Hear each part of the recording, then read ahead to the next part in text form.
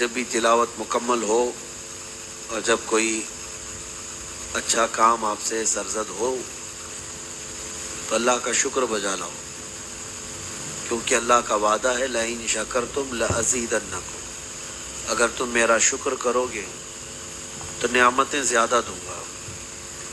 جس نعمت کے ملنے پر آپ شکر کریں گے وہ نعمت اور بڑھ کر ملے گی۔ آج یقیناً آپ کو بیٹھنا میسر ہوا ہے اور قرآن کی تلاوت اتنی دیر تک آپ نے کیا ہے، یہ اللہ کی نعمت ہے، اس پر شکر بجا لاؤ گے اللہ اس پر پابندی بھی عطا فرمائے۔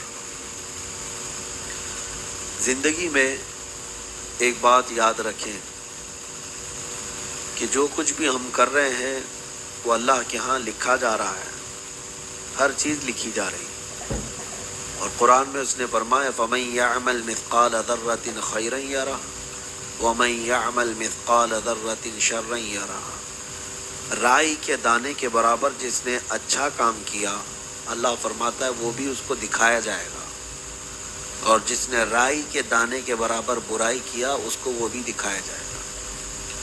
اللہ کی شان یہ ہے وہ بندوں کے عیبوں کو چھپاتا ہے، بہت عیب چھپاتا ہے، لیکن اس کا مطلب یہ نہیں ہے کہ اگر ہمارے عیبوں پر پردہ پڑ رہا ہے تو کبھی ان کی پکڑ ہی نہیں ہوگی۔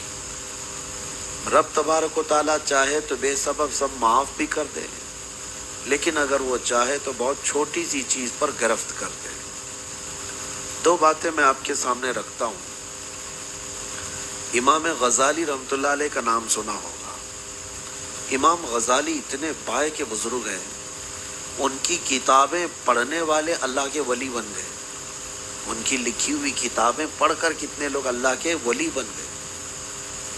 امت پر بہت بڑا ان کا احسان ہے، لیکن ان کے انتقال کے بعد ایک بزرگ نے ان کو خواب میں دیکھا اور پوچھا امام غزالی آپ تو بڑے نیک تھے، پرہیزگاری اپنی جگہ پر، عبادت، کتابیں لکھا ہے، ہزاروں شاگرد بنائے ہیں، سب، اللہ نے آپ کی موت کے بعد آپ کے ساتھ کیا معاملہ کیا؟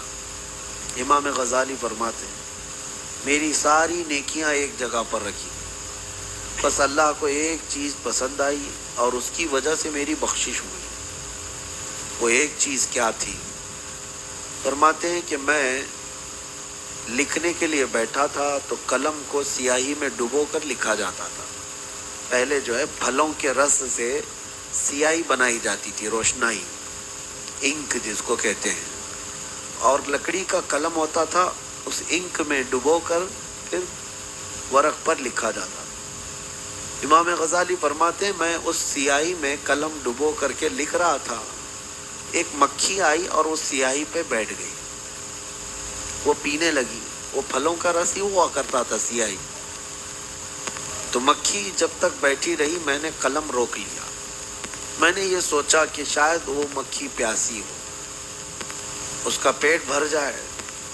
فرماتے ہیں کافی دیر تک وہ مکھی اس رس کو چوستی رہی یا سیاہی کو پیتی رہی، جب تک تو میرے کئی صفحے میں لکھ چکا ہوتا، لیکن میں نے انتظار کیا، پھر وہ مکھی خود بخود اڑ کر چلی گئی، پھر میں نے قلم ڈبو کر سیاہی سے لکھنا شروع کیا۔ فرماتے میری زندگی کا ایک ایسا معاملہ تھا جو مجھے خود بھی یہ یاد نہیں تھی، لیکن میری موت کے بعد اللہ تعالیٰ نے ساری نیکیوں کو ایک طرف رکھا اور فرمایا محمد غزالی کی بخشش کی جاتی ہے اس لیے کہ اس نے میری مخلوق پر رحم کیا۔ چھوٹی سی بات تھی، چھوٹی سی بات ہم کو لگتی ہے لیکن اللہ کی بارگاہ میں بڑی ہے۔ اسی طرح سے واقعے کا دوسرا رخ، سکے کا دوسرا رخ، بنی اسرائیل میں ایک بہت نیک آدمی 200 سال عبادت کیا ہوا، 200 سال عبادت کی، اس کی موت کے بعد اللہ تبارک و تعالیٰ نے فرمایا کہ جاؤ میں تمہیں اپنے فضل سے جنت دے دیا۔ اس شخص نے کہا کہ اگر تو حساب بھی لے گا تب بھی میرے کھاتے میں جنت ہی آتی ہے، اگر تو عدل بھی کرے گا اے اللہ تو میرے حصے میں تو جنت ہی آنی ہے، 200 سال میں نے عبادت ہی کیا ہے۔ رب تعالیٰ نے فرمایا تو رک جاؤ۔ پھر فرشتوں سے کہا گیا کہ اب اس کا حساب لو۔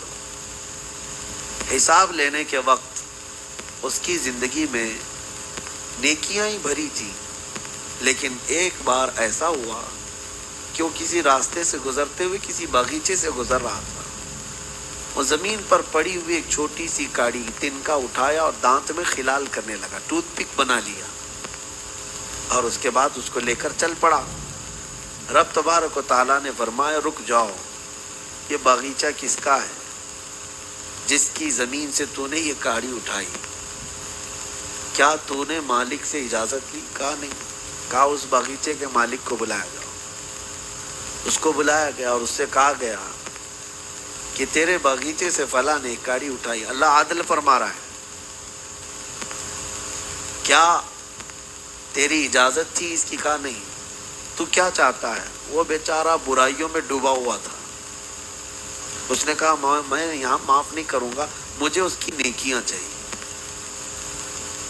حساب ہوا، اس ایک کاڑی کے تنکے کی وجہ سے اس کی ساری نیکیاں اٹھا کر اس کو دے دی گئی۔ اب بچا کچھ نہیں، اللہ نے فرمایا اس کو دوزخ بھیج دو۔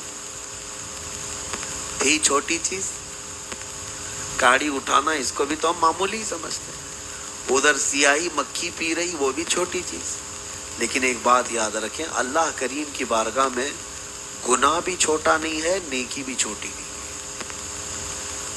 اور پوچھا گیا امام رازی رحمۃ اللہ علیہ سے گناہ صغیرہ کیا ہے، گناہ کبیرہ کیا ہے؟ سنا ہے نا ہم نے؟ اللہ ہمارے صغیرہ گناہوں کو بھی معاف کرے، کبیرہ گناہوں کو بھی معاف کرے۔ صغیرہ اور کبیرہ کیا ہے؟ فرمایا بندہ جس گناہ کو چھوٹا سمجھ لے وہی کبیرہ ہے، جس گناہ کو تم نے ہلکا سمجھا وہ کبیرہ ہو جاتا ہے۔ یہ اللہ کا خوف رہے، گناہ گناہ ہے، برائی کو برائی جب تک سمجھتا رہے اس کی بخشش کی بھی امید ہے۔ بعض بندے وہ ہیں بہت سارے ان کے کھاتے میں گناہ ہیں لیکن وہ کبھی اتراتے نہیں، بلکہ اللہ رب العزت